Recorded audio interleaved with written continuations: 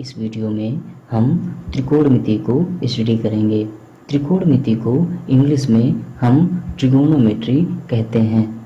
Trigonometry Greek भाषा के 3 word से मिलकर बना है, ट्री, गॉन और मिट्रॉन। यहाँ पर ट्री का अर्थ है 3, गॉन का अर्थ है भुजा और मिट्रॉन का अर्थ है माप। और ज्यामिति की वह रचना जो 3 भुजाओं से मिलकर बनी हो उसे हम कहते हैं त्रिभुज।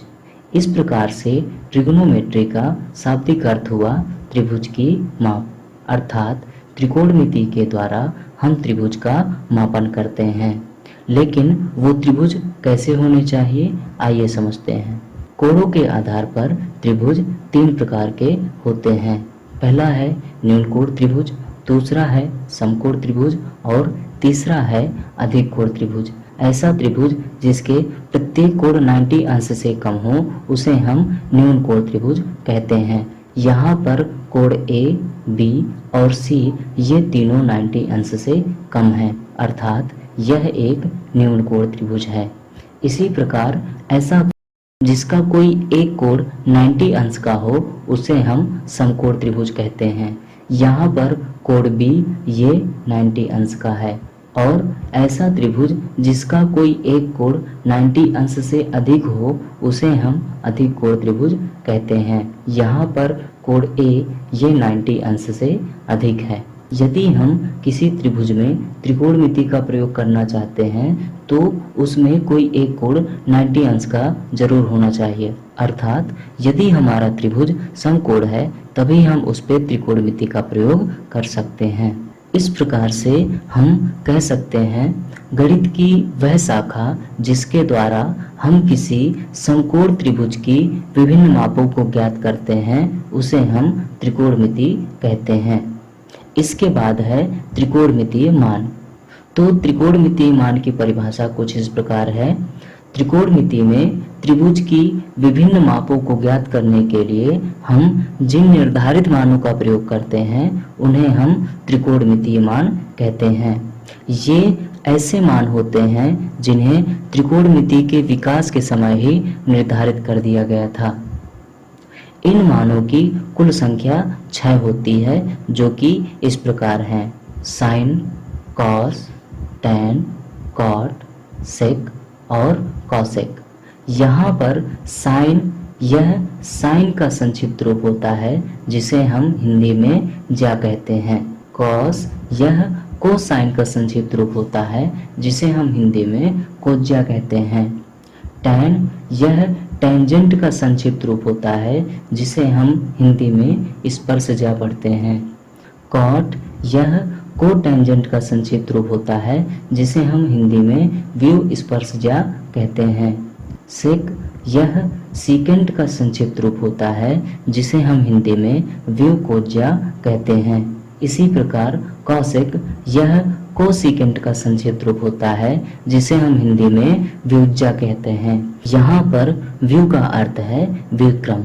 जैसे कॉट को हम हिंदी में व्यू स्पर्शज्या पढ़ते हैं और टैन को हम हिंदी में स्पर्शज्या पढ़ते हैं, तो हम यहाँ पर यह कह सकते हैं कि कॉट यह टैन का व्युत्क्रम होता है, अर्थात हम कॉट को 1/tan लिख सकते हैं। इसी प्रकार हम सेक को कॉस का व्युत्क्रम कहते हैं, अर्थात हम सेक को 1/cos लिख सकते हैं। तथा कॉसेक को साइन का व्युत्क्रम कहते हैं, अर्थात हम कॉसेक को 1/sin लिख सकते हैं। यहाँ पर हम टैन को sin/cos लिख सकते हैं। इस प्रकार से साइन और कॉस ये दोनों हमें स्वतंत्र रूप में प्राप्त होते हैं, इसलिए हम इन्हें मूल त्रिकोणमितीय मान कहते हैं। जबकि टैन, कॉट, सेक, कॉसेक इन मानों को हम साइन और कॉस के पदों में व्यक्त कर सकते हैं, इसलिए इन्हें हम व्युत्पन्न त्रिकोणमितीय मान कहते हैं।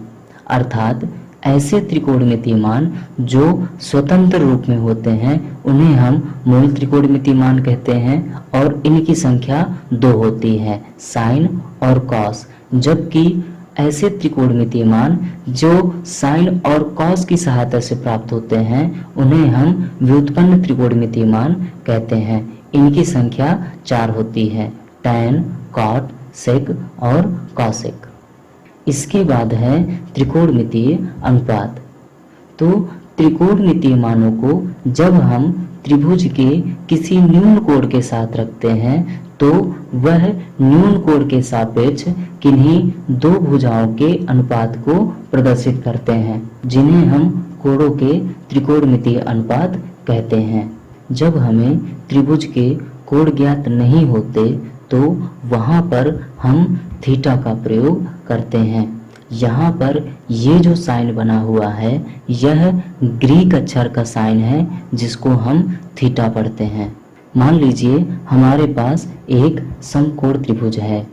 इस त्रिभुज को हमने PQR नाम दिया, जहाँ पर Q हमारा समकोण है और बिंदु R पर हमने थीटा लिया।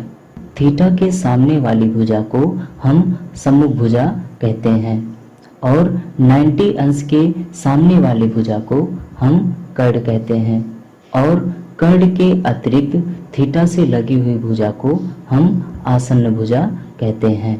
यदि हम सम्मुख भुजा को S, आसन्न भुजा को A और कर्ण को K से प्रदर्शित करें तो त्रिकोणमितीय मानों को प्रयोग करने के लिए आप लोगों को एक अनुपात याद रखना है जो कि है SAS अपान KKA। यहाँ पर S अपान K ये जो पहला अनुपात है ये प्रयोग होता है साइन थीटा के लिए और दूसरा A अपान K यह प्रयोग होता है कॉस थीटा के लिए और तीसरा S अपान A यह प्रयोग होता है tan थीटा के लिए।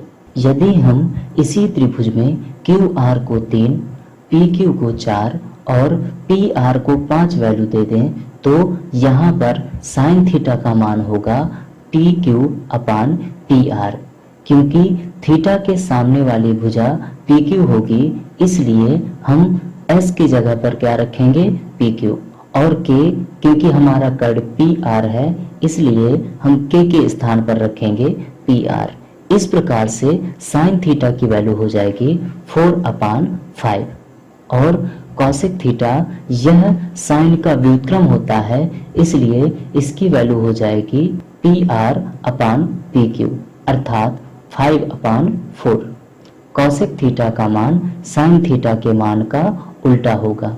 इसी प्रकार यदि हम इस त्रिभुज में कॉस थीटा का मान देखें तो कॉस के लिए हम प्रयोग करते हैं A अपान K अर्थात आसन्न भुजा अपान कर्ण।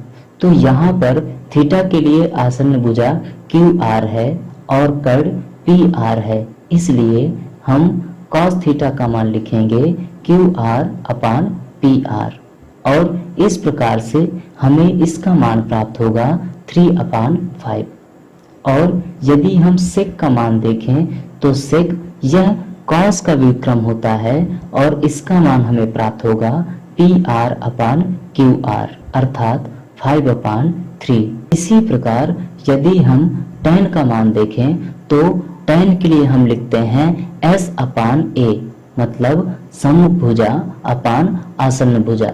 तो यहाँ पर सम्मुख भुजा PQ है और आसन्न भुजा QR है इसलिए tan का मान होगा PQ अपान QR अर्थात 4 अपान 3 और cot यह tan का व्युत्क्रम होता है इसलिए इसका मान होगा QR अपान PQ अर्थात 3 अपान 4। इसके बाद हम इन त्रिकोणमितीय मानों का थीटा के साथ संबंध समझते हैं। मान लीजिए हमारे पास साइन थीटा है तो हम इस साइन थीटा को कभी भी साइन क्रॉस थीटा नहीं लिख सकते हैं अर्थात साइन और थीटा ये दोनों कभी भी गुणे के रूप में नहीं होते हैं। इसी प्रकार साइन थीटा अपान थीटा यदि हमारे पास कोई ऐसी वैल्यू हो तो हम उसमें कभी भी थीटा और थीटा इन दोनों को क्रॉस नहीं कर सकते हैं। जैसे मान लीजिए हमारे पास कोई वैल्यू है साइन 45 अपान 5 तो यहाँ पर हम 45 को 5 से क्रॉस नहीं कर सकते हैं। इसके अलावा यदि कोई संख्या साइन से पहले हो, जैसे 15 साइन 45 अपान 5, तो यहाँ पर हम 5 और 15 इन दोनों को आपस में क्रॉस कर सकते हैं। जैसे मान लीजिए हमारे पास कोई संख्या है 45 अपान 4, तो यहाँ पर हम 4 और 4 को आपस में क्रॉस नहीं कर सकते हैं। लेकिन इसी की जगह यदि हमारे पास संख्या हो 4 क्रॉस 5 अपान 4, तो यहाँ पर हम 4 और 4 इन दोनों को आपस में क्रॉस कर सकते हैं, क्योंकि यहाँ पर 4 और 5 ये दोनों आपस में गुणे में हैं। इसके बाद हम त्रिकोणमिति के विकास को समझते हैं। त्रिकोणमिति के विकास में सबसे पहला नाम जो आता है वो है हिप्पार्कस। हिप्पार्कस का जन्म 190 ईसा पूर्व में हुआ था। ये एक महान खगोलविद थे और इन्होंने ही सबसे पहले त्रिकोणमिति की परिकल्पना की थी। इसीलिए हम इन्हें त्रिकोणमिति का जनक भी कहते हैं। इनके बाद जिस महान गणितज्ञ का नाम आता है वो है आर्यभट्ट। आर्यभट्ट का जन्म 476 ईस्वी में हुआ था। ये एक भारतीय गणितज्ञ थे। इन्होंने एक पुस्तक लिखी जिसका नाम था आर्यभट्टीयम। इस पुस्तक में इन्होंने त्रिकोणमिति का वर्णन किया था। साथ ही इन्होंने सबसे पहले साइन का वर्णन किया था। यही कारण है कि इनको त्रिकोणमिति का जनक भी माना जाता है। यदि प्रश्न पूछ लिया जाए कि त्रिकोणमिति के जनक कौन है, तो उसमें हम आंसर देंगे हिप्पार्कस। लेकिन यदि हमसे पूछ लिया जाए कि कौन से भारतीय गणितज्ञ हैं जिनको त्रिकोणमिति का जनक माना जाता है, तो हम आंसर देंगे आर्यभट्ट, क्योंकि आर्यभट्ट एक भारतीय गणितज्ञ थे और हिप्पार्कस एक यूनानी गणितज्ञ थे। इनके बाद त्रिकोणमिति के विकास में एक और महान गणितज्ञ का नाम आता है जो है बराहमिहिर। ये भी एक भारतीय गणितज्ञ थे जिनका जन्म 6वीं शताब्दी में हुआ था। इन्होंने त्रिकोणमिति के विकास में 2 फार्मूले दिए, जिनमें से पहला फार्मूला है sine theta is equal cos 90 minus theta और दूसरा फार्मूला है sine square theta plus cos square theta is equal 1। इनके बाद और भी महान गणितज्ञ हुए जिन्होंने त्रिकोणमिति के विकास को और आगे बढ़ाया।